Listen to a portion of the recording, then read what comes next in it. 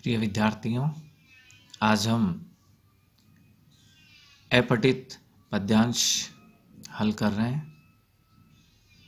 सबसे पहले जैसा हम पहले सीख चुके हैं कि पद्यांश को हमें ध्यान से पढ़ना और समझना चाहिए, उसके बाद ही हम पूछे गए प्रश्नों को हल कर पाएंगे।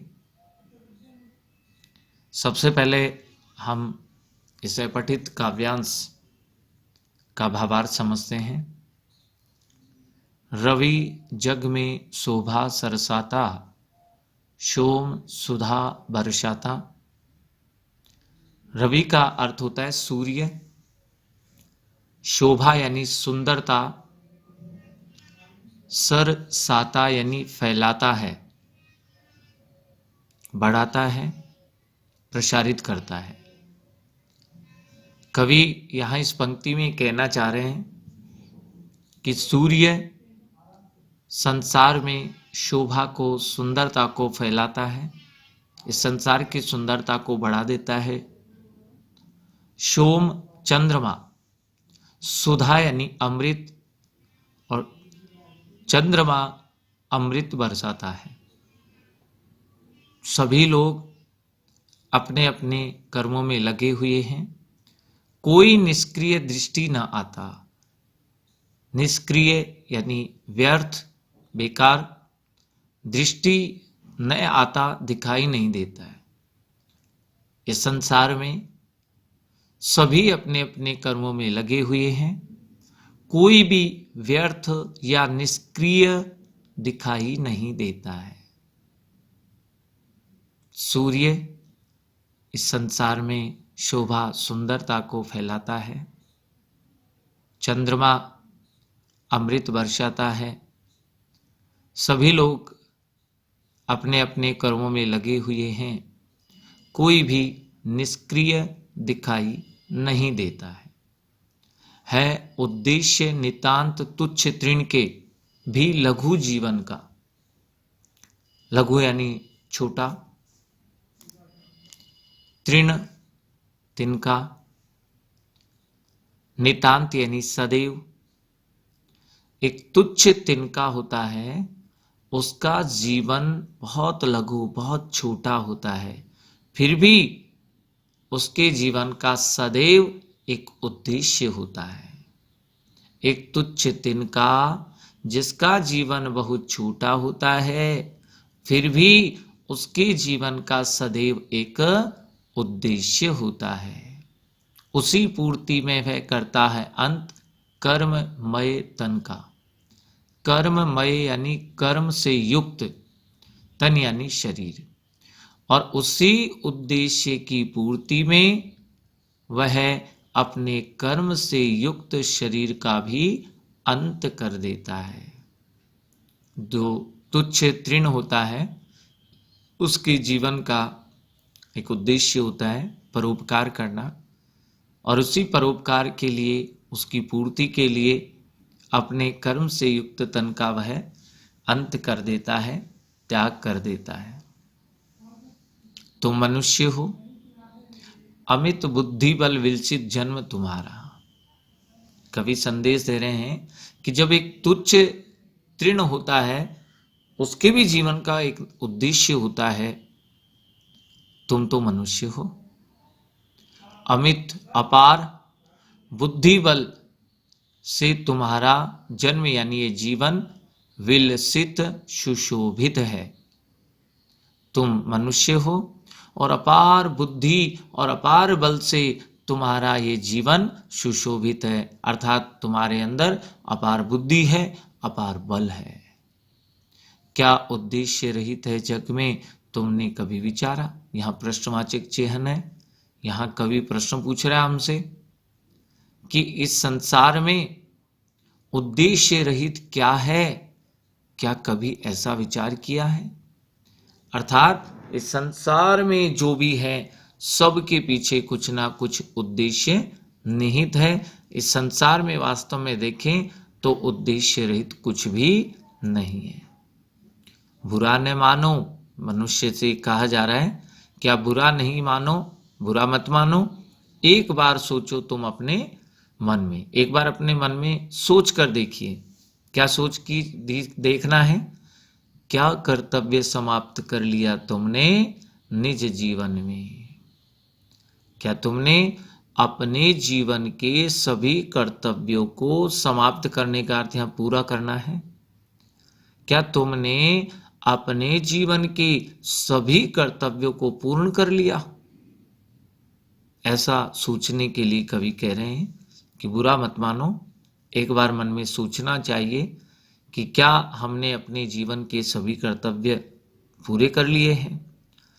जिस पर गिरकर उदरदरी से तुमने जन्म लिया है, यहाँ उदरदरी पृथ्वी के गर्भ की बात है कि जिस पृथ्वी पर माता के गर्भ से तुमने जन्म लिया है, जिसका खाकर अन्न सुधासम नीर समीर पिया है, जिसका पृथ्वी मैया का अन्न भी हमने खाया है, सुधाशम अमृत के समान नीर यानी पानी भी पिया है, समीर हवा भी ग्रहण की है, अन्न भी खाया है, अमृत समान जल भी पिया है, हवा भी हमने इसकी ग्रहण की है। वही स्नेह की मूर्ति दयामयी माता तुल्यमयी है। यह पृथ्वी स्नेह की मूर्ति है, दया से युक्त है और हमारी माता के समान है। मही यानी पृथ्वी, यह पृथ्वी स्नेह की मूर्ति है और दया से युक्त हमारी माता के समान है। उसके प्रति कर्तव्य तुम्हारा क्या कुछ शेष नहीं है? क्या इस पृथ्वी के प्रति भी हमारे कोई कर्तव्य शेष नहीं है? जिस पर हमने जन्म लिया, जिसका अन्न हमने खाया, अमृत के समान जल पिया है, यहाँ प्राणवायु हमने ली है, स्नेह की मूर्ति दया से युक्त माता के समान ये पृथ्वी है, इतना कुछ हमें दिया है। क्या इसके प्रति भी हमारे कोई कर्तव्य शेष नहीं है? ऐसा सोचने के लिए कवि ने हमारे सामने प्रश्न रखा है कि क्या सभी कर्तव्य हमने पूर्ण कर लिए, या अपने माता पिता के प्रति, पृथ्वी के प्रति, समाज के प्रति, देश के प्रति हमारे कुछ कर्तव्य शेष है? ऐसा हमें विचार करना चाहिए। ऐसा प्रश्न हमारे सामने कवि ने इसके माध्यम से रखा है कि क्या हमने अपने जीवन के सभी कर्तव्यों को प्राप्त कर लिया है, पूर्ण कर दिया है। अब ये हमारा काव्यांश था, हम इसको अब भावार्थ के बाद पूछे गए प्रश्नों को हल करेंगे। जैसे हमारा प्रश्न है कि मानव का पृथ्वी के प्रति विशेष कर्तव्य क्यों है? मानव का पृथ्वी के प्रति विशेष कर्तव्य क्यों है? इसीलिए है कि मानव अपार बुद्धि और बल से युक्त होता है। इस पर हम जन्म हमने लिया है, अन्न जल ग्रहण किया है, इसीलिए हमें पृथ्वी के प्रति समर्पित हो जाना चाहिए। हमारे कर्तव्य बनते हैं कि हम पृथ्वी की रक्षा करें, अपने कर्तव्य का पालन करें, क्योंकि इसी पृथ्वी पर हमने जन्म लिया है और इसका अमृत समान जल पान किया है, अन्न खाया है, यहाँ की वायु हमने ग्रहण की है, जिससे हमारे प्राणों की रक्षा हुई है। इसलिए इस पृथ्वी के प्रति हमारी कर्तव्य है। दूसरा प्रश्न है, क्या उद्देश्य रहित है जग में, तुमने कभी विचारा?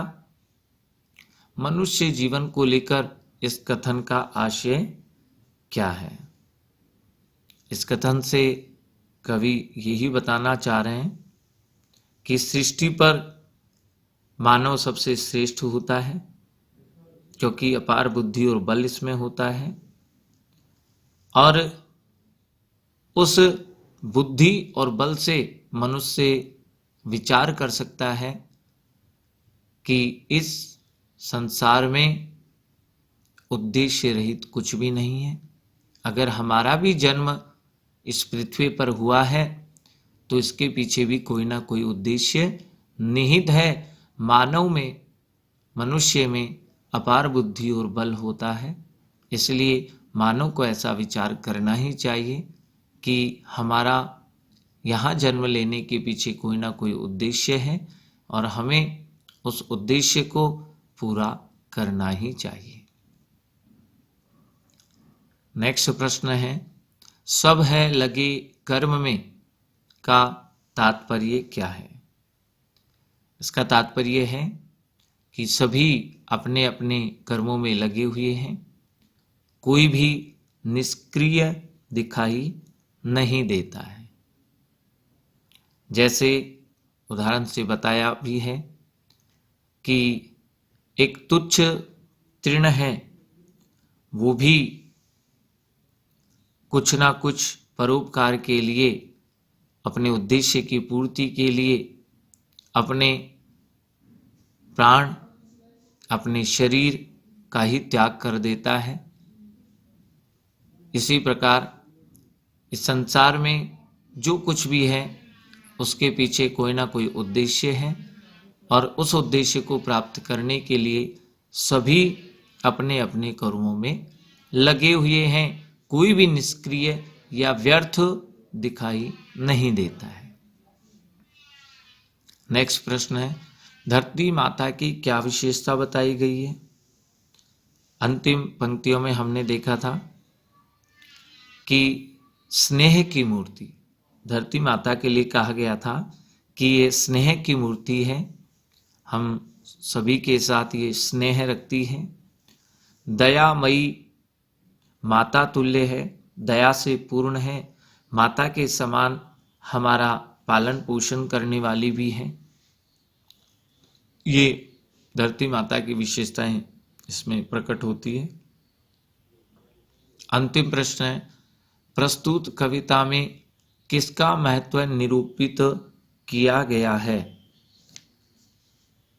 अपनी धरती या मातृभूमि के महत्व को इसमें बताया गया है कि इस पृथ्वी पर जो भी है अपने अपने कर्मों में लगे हुए हैं, और हम मनुष्य हैं इसलिए हमें भी विचार करना चाहिए कि क्या हमारे जो भी उद्देश्य थे, हमारे जो भी कर्तव्य थे, क्या हमने पूरे कर लिए हैं।